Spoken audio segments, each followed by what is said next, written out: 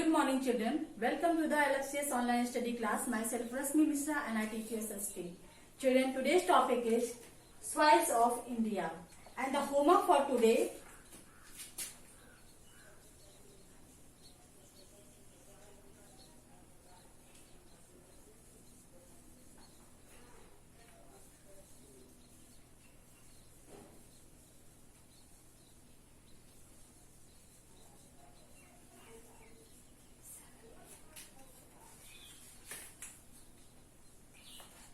write few lines about soil erosion from chapter 7.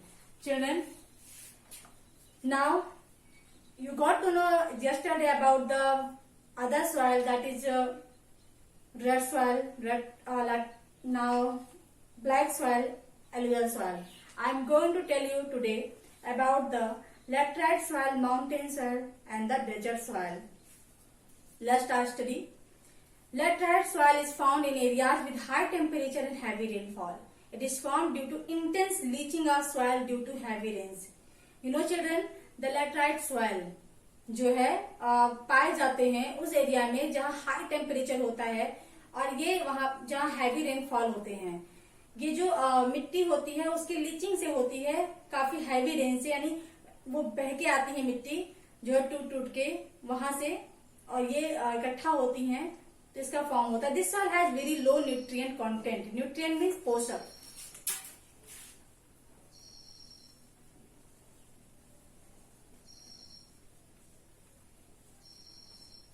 पोषक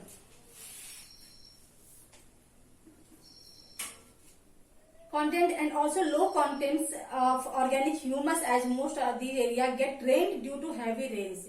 You know children, this soil has a lack of the nutrient content and the low contents of organic humus. यानी यहाँ पे organic humus नहीं होते इसमें और ये पोषक तत्व कम होते हैं इसमें. क्यों? क्योंकि ये बहुत हैवी रेन्स की वजह से जमा होते हैं. And not fit for growing traditional crops like oil seed pulses Etsy. यानी कि जो है ये फिट नहीं होते हैं ट्रेडिशनल क्रॉप्स के लिए जैसे ऑयल सीड या पल्सेस होते हैं. This soil can be found in the mountainous regions of Odisha, Karnataka, Kerala and Assam. You know children, this soil, laterite soil is found in the region that are the Odisha, Karnataka, Kerala and Assam. Laterite soil is good for growing crops like tea, coffee, rubber, cashew and coconut. Dry laterite soil is used to make bricks. You know children, the crops which is growing in this soil, that is the tea, coffee, rubber, cashew means काजू and the coconut, नारियल. ये सब जो है यहाँ पे crops उगाए जाते हैं. एंड जो सूखे मिट्टी होती है उससे जो है ईंट बनते हैं. Mountain soil, this soil is created by the decomposition of dry leaves. Decomposition means अपघटन. अपघटन मीन्स सड़ना.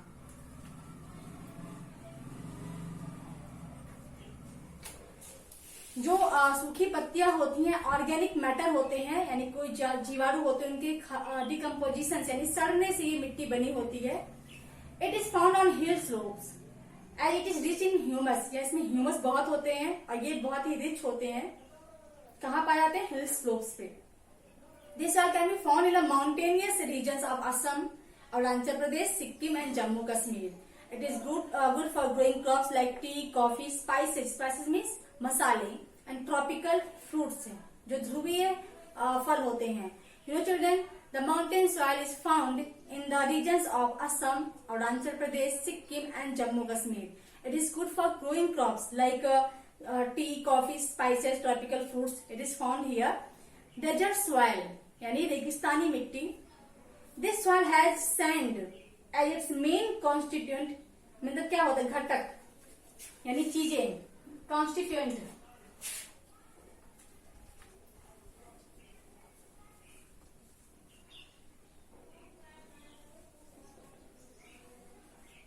घटक.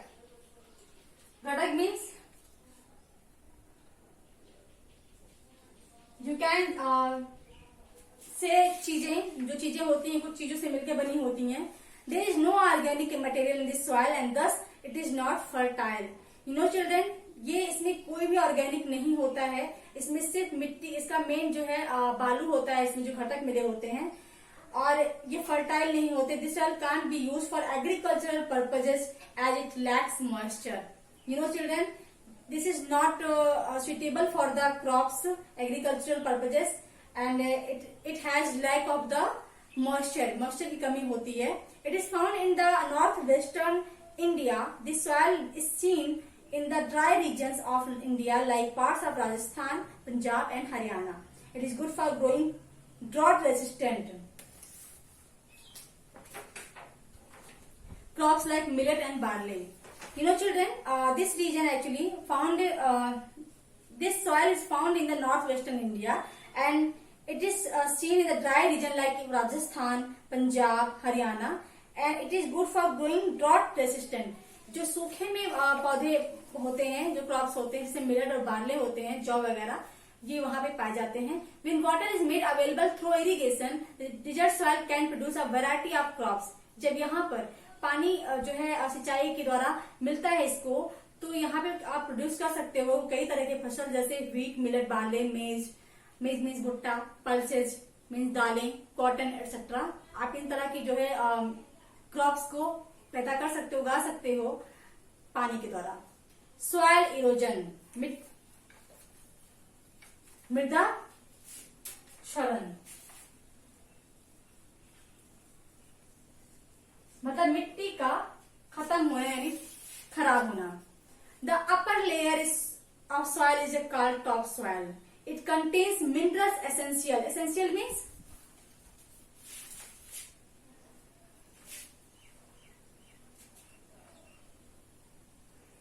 पदार्थ. For growth of plants, sometimes the top soil is carried away by wind or water. You know children, soil, the upper layer of the soil is called top soil. जो पहला ऊपरी परत होता है सॉइल का, वो टॉप सॉइल होता है, और उसी में प्लांट्स को जो बढ़ने के लिए चीजें होनी चाहिए, जरूरी खनिज होने चाहिए, वो वहां पे होते हैं उसमें. एंड समटाइम्स कभी कभी जो टॉप सॉइल होते हैं हवा या पानी द्वारा बहा लिए जाते हैं. This is called soil erosion. इसे मृदा क्षरण कहते हैं, यानी जो पानी द्वारा बह जाते हैं, ऊपर की मिट्टी बह जाती है, अच्छी चीजें बह जाती हैं, इसको सॉइल इरोजन कहते हैं, जो कि बहुत नुकसानदायक होते हैं. Soil erosion is also caused by cutting down of trees. It mean deforestation, यानी पेड़ों की कटाई की वजह से भी होता है. And over grazing as roots of plants hold the soil and prevent means रोकना, it from being blown and swept away by wind और water. You know children, soil erosion क्यों होते हैं? हवा और पानी द्वारा भी, कभी कभी पेड़ों की कटाई से भी हो रहे हैं, और ज्यादा ओवर ग्रेजिंग से. Over grazing means अतिचरण.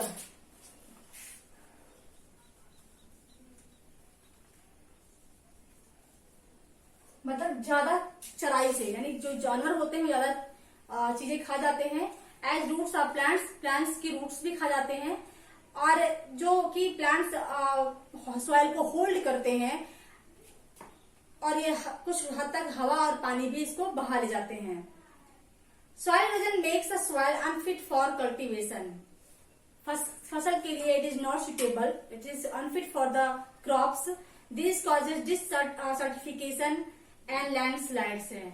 डिसर्टिफिकेशन मीन्स यहाँ पे बंजर कह सकते हैं, और लैंडस्लाइड्स मीन्स भूस्खलन. लैंडस्लाइड मीन्स भूस्खलन, मतलब मिट्टी का बड़े बड़े मिट्टी जो होते हैं वो टूट के गिर जाते हैं. A green cover is the best way to conserve top soil. Green cover means पौधों का होना, मिट्टी में पौधों का ज्यादातर होना, ज्यादा पेड़ पौधे होना जो है मिट्टी को बचा के रखती है. प्रिवेंशन ऑफ सॉइल इरोजन, मृदा क्षरण की रोकथाम.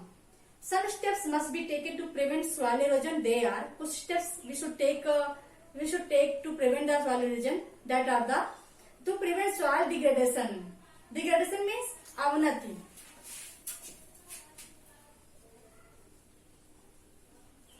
यानी इनका खत्म होना, ये भी है. मिट्टी के क्षरण को खत्म करने में farmers should use organic fertilisers. Fertiliser means उर्वरक.